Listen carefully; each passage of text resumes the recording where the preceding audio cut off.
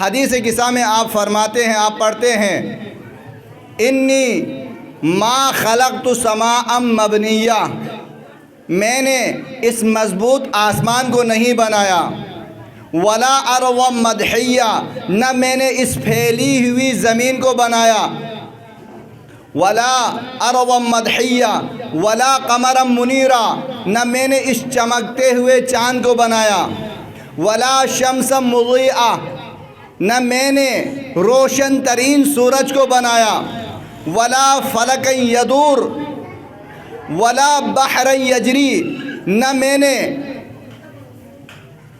موجیں مارتا ہوا سمندر کو بنایا، نہ اس سمندر پر چلنے والی کشتیوں کو بنایا۔ خدا کہتا ہے میں نے ان سب کو نہیں بنایا، مگر اگر بنایا ہے تو ان 5 پنجتن کے صدقے میں بنایا ہے۔ اندازہ کیجئے، خدا کہہ رہا ہے انی ما خلقت سماء مبنیہ ولا ارضا مدحیہ ولا قمرا منیرا ولا شمسا مضیئہ ولا فلکا یدور ولا بحرا یجری ولا فلکا یسری الا فی محبت ہؤلاء الخمسۃ الذین هم تحت الکساء۔ صلوات پڑھیں محمد و آل محمد، اللہم صلی علی محمد۔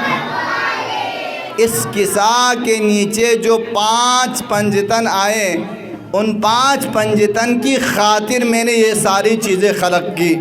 میں اور آپ کو وجود میں لایا پنجتن کی خاطر۔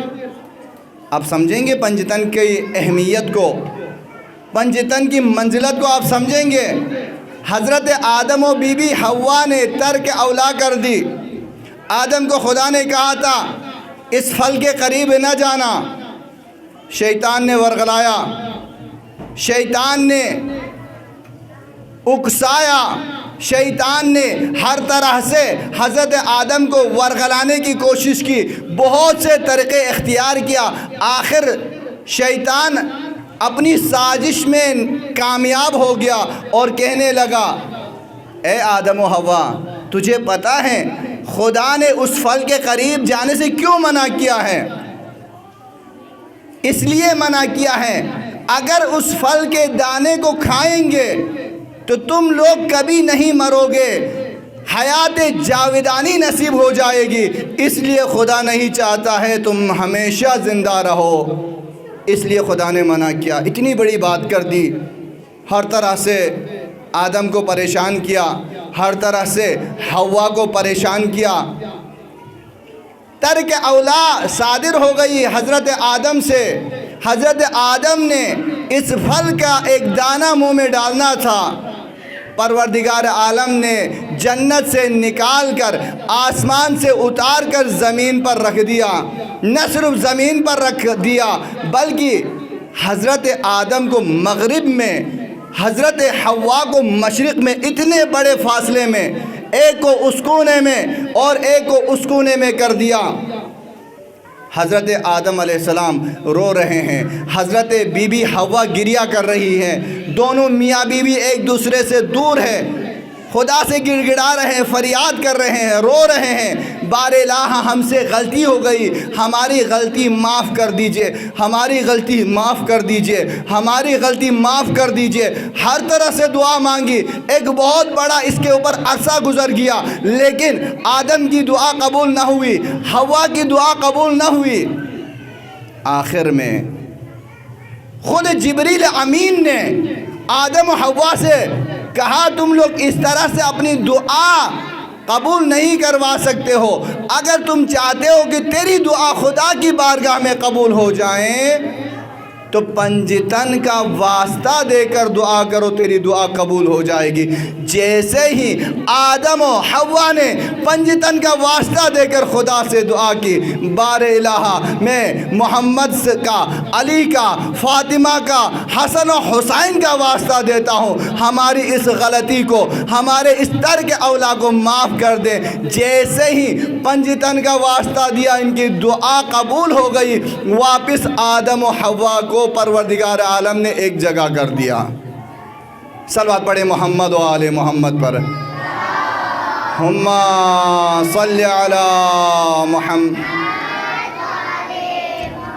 اسی طرح حضرت نوح علیہ السلام کے زمانے میں طوفان آیا، اور اس طوفان کی حضرت نوح علیہ السلام نے کئی سال پہلے پیشن گوئی کی تھی۔ تم لوگوں کی نافرمانیوں کی وجہ سے، تم لوگوں کی غلطیوں کی وجہ سے، احکام پروردگار عالم کی پیروی نہ کرنے کی وجہ سے خدا کا تم لوگوں کے اوپر عذاب آئے گا، طوفان خدا آئے گا۔ اور حضرت نوح علیہ السلام ادھر کشتی تیار کرنے لگ گئے اور لوگوں نے مذاق اڑایا۔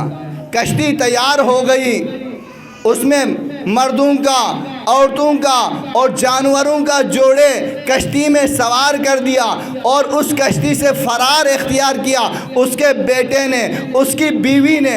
لیکن جب حضرت نوح علیہ السلام کشتی بنا رہے تھے، درخت کاٹ رہے تھے، تو اس کشتی میں اس درخت کو جب کاٹا گیا، درخت کو کاٹتے ہوئے جب تختے بنائے جا رہے تھے تو تختوں میں لکھا ہوا آتا تھا علی، محمد و فاطمہ و حسن و حسین علیہ السلام۔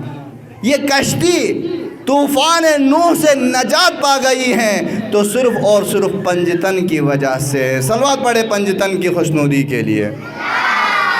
اللہم صلی علی محمد۔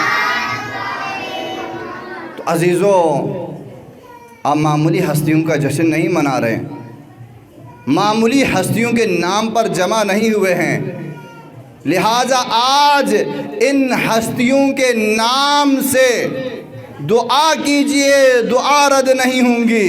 آج ان ہستیوں کے نام پر جمع ہوئے ہیں جن ہستیوں کے چہروں کو دیکھ کر اہل نجران کانپ گئے اور کہنے لگے خدا نہ کرے اگر تم لوگوں نے ان سے مباہلہ کر دیا، قیامت تک عیسائیت کی کوئی ایک نسل بھی باقی نہ رہے گی۔